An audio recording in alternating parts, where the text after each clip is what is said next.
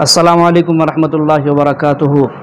ناظرین، جیسا کہ آپ جانتے ہیں محرم الحرام کا مہینہ چل رہا ہے، اس میں حضرت حسین رضی اللہ تعالیٰ عنہ کی شہادت ہوئی، تو اس میں مسلمان تو مسلمان، ہندو بھی غم میں نڈھال نظر آتے ہیں۔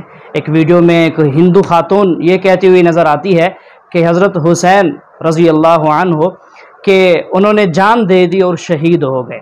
تو آج کل بھی سارے لوگ ان کے غم میں ہیں، تو آئیے دیکھتے ہیں ڈاکٹر صاحب اس کے بارے میں کیا کہتے ہیں۔ تو کون ہوتی ہے حسین کو نصیحت دینے والی؟ اپنے آپ کو حسین بولتا ہے؟ ارے تیرے کو معلوم ہے حسین کون تھے؟ پیغمبر صاحب کے نواسے تھے، جان دے دی، شہید ہو گئے وہ۔ اور 20 سال تک معاویہ رضی اللہ تعالیٰ کی خلافت میں ہمارے حسین رضی اللہ تعالیٰ عنہ نے بھی کبھی نہیں کہا کہ مجھے خلیفہ بننا ہے۔ اختلاف کا معیار دیکھ رہے ہیں، لیکن پیش کیسا کیا گیا پورا؟ انہوں نے وہاں جبر نہیں کیا، انہوں نے یہاں جبر نہیں کیا۔ معاویہ رضی اللہ تعالیٰ عنہ جب گزر گئے تو یزید بن معاویہ رضی اللہ تعالیٰ عنہ خلیفہ بنائے گئے۔ کون بنائے گئے؟ میں یزید کو رضی اللہ تعالیٰ عنہ نہیں بولا، یزید بن معاویہ رضی اللہ تعالیٰ عنہ خلیفہ بنائے گئے۔ جب وہ خلیفہ بنائے گئے اس وقت شروع ہوا کوفیوں کے خطوط کا سلسلہ حسین رضی اللہ تعالیٰ، خط پر خط لکھتے اور کہتے کہ اے حسین یہ یزید عیاش ہے، اے حسین یہ بے نمازی ہے، اے حسین یہ عیاش ہے، تم آؤ اے حسین ہم آپ کے ہاتھ پہ بیعت کرتے ہیں۔ لگ بھگ 60,000 خط لکھے گئے۔ حسین رضی اللہ تعالیٰ عنہ جب پہلے شروع میں خط آنے لگے چھوڑ دینے لگے، بعد میں چونکہ آتے ہی جاتے ہیں اب توجہ دینے لگے۔ جب توجہ دینی شروع کی تو ان کوفیوں کی خواہش تھی کہ نبی صلی اللہ علیہ وسلم کے پورے گھرانے کو ختم کریں، کیونکہ کوفیوں کے پیچھے دماغ کس کا تھا؟ یہودیوں کا تھا۔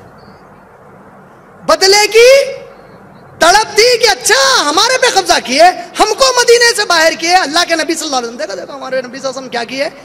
مدینے کے حدود میں یہودی بھی پہلے رہتے تھے، ان لوگوں نے ایک صحابیہ کے ساتھ چھیڑ چھاڑ کی۔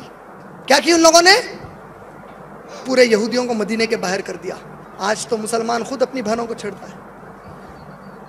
نبی نے یہودیوں کو مدینے کے باہر کر دیا صرف بچیوں کو چھیڑنے کی وجہ سے۔ ان کے دماغ میں بیٹھ گیا کہ اچھا ہم کو باہر کیا، اب دیکھو ہم تمہارے خاندان سے کیسا بدلہ لیتے۔ خطوط لکھنا شروع کیے۔ حسین رضی اللہ تعالیٰ عنہ نے سوچا کہ اتنے خط آئے ہیں اور یزید بن معاویہ رضی اللہ تعالیٰ عنہ اگر یہ ظالم ہے، عیاش ہے، تو یقیناً جب اتنے لوگ میرے ہاتھ پر بیعت کرنا چاہ رہے ہیں تو مجھے ضرور جانا چاہیے۔ آپ نے جانے کا ارادہ کیا۔ آپ مکہ المکرمہ سے نکلتے ہیں ارادے سے جانے کے۔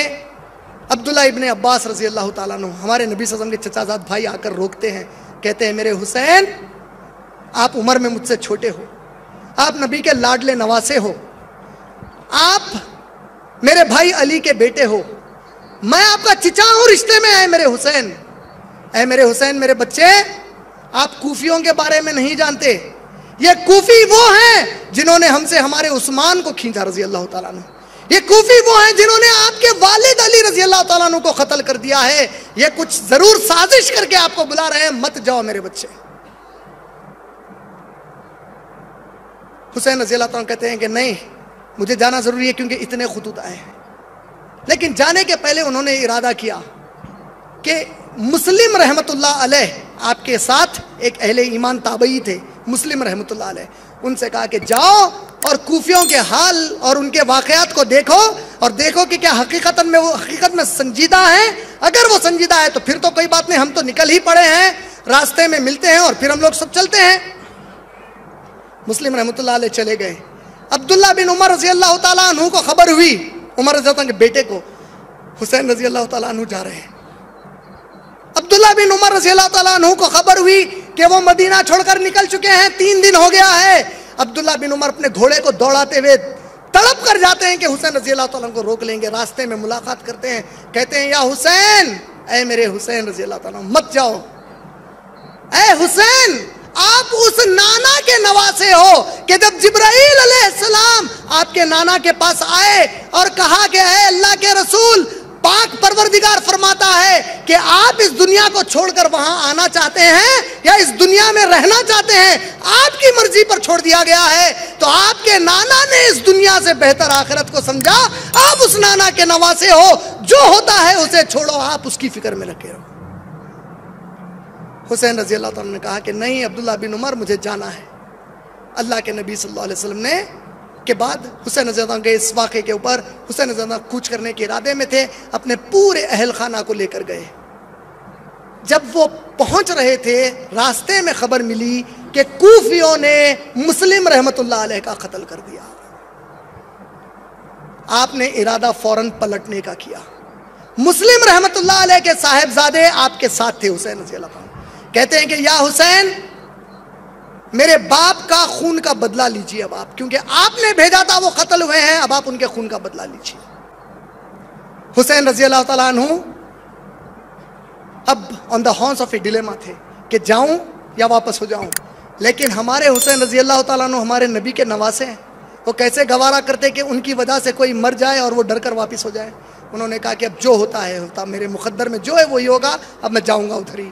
जब वो वहां पहुंचने लगे तो कूफा के इलाके का गवर्नर अब्दुल्ला बिन जियाद ने उमर इब्ने साद को, अपने कमांडर को आर्मी के देकर कहा कि जाओ और हुसैन और पूरे घर वालों को कत्ल कर दो। उमर इब्ने साद कहते हैं क्या बात कर रहे हैं, पागल हो गए क्या?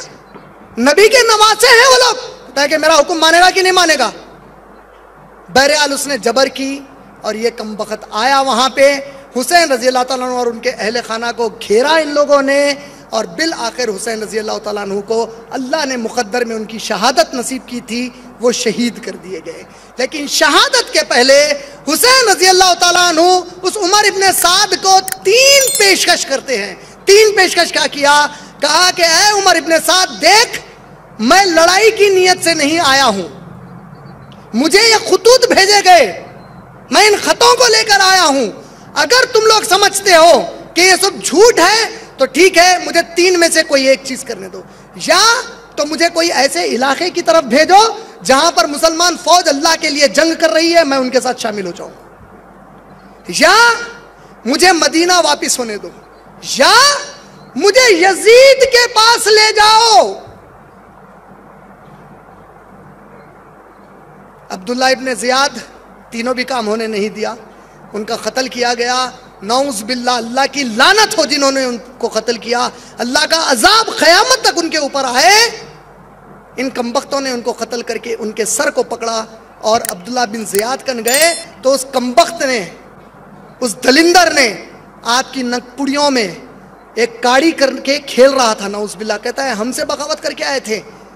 और वहां पर एक सहाबी बैठे थे, उठ गए। अनस बिन मालिक रजी अल्लाह तआला कहते हैं कि ऐ कमबख्त, ये नबी के नवासे का वो चेहरा है जिसे नबी बोसे देते थे, और तेरी ये मजाल के तो ये कर रहा है हमारे जीते जी।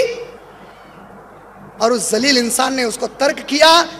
तर्क करके कुछ वक्त नहीं गुजरा था, अल्लाह ने अपना अजाब बताया। उसके सर के ऊपर छत पर से उस पर एक छोटा सांप गिरा। सांप एक नकपुड़ी से उसके अंदर गया, उसके दिमाग को चाटकर दूसरे नकपुड़ी से बाहर निकल गया और मर गया।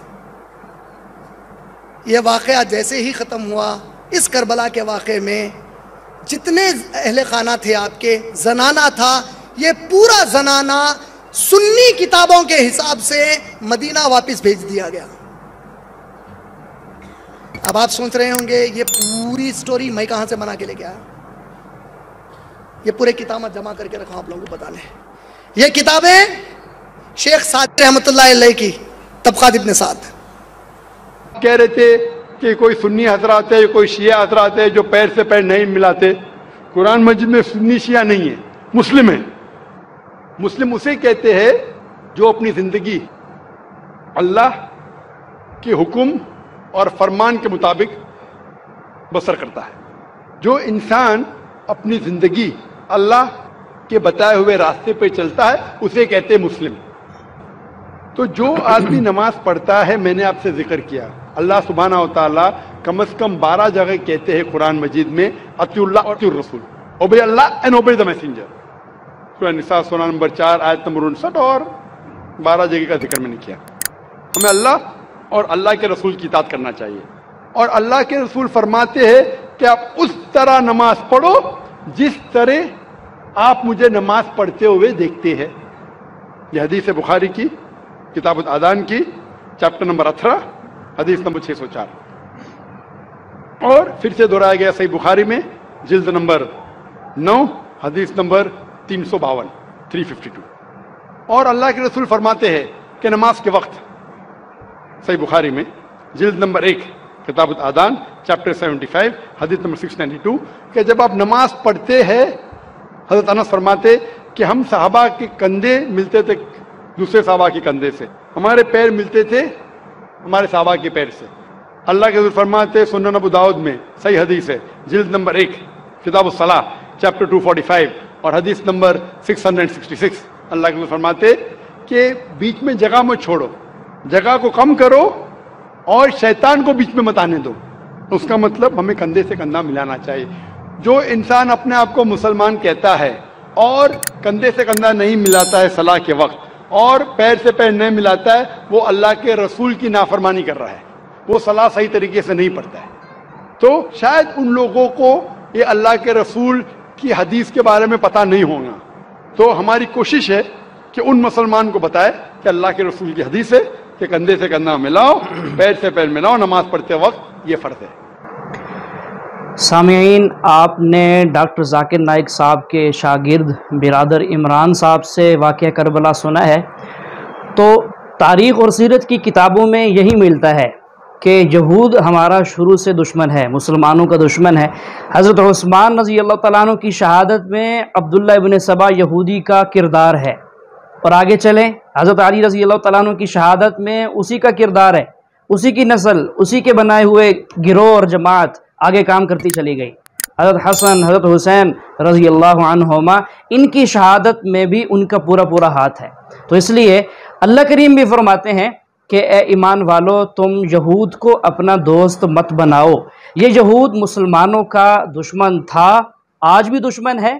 जितनी भी आलमी सतह पर साजिशें हो रही हैं मुसलमानों के ख़िलाफ़, वही कर रहे हैं और क़यामत तक ही हमारा दुश्मन है। इसलिए इनके नक्शे कदम पर बिल्कुल नहीं चलना चाहिए, इनकी इत्तिबा बिल्कुल नहीं करनी चाहिए। हमारे लिए इत्तिबा किसकी है?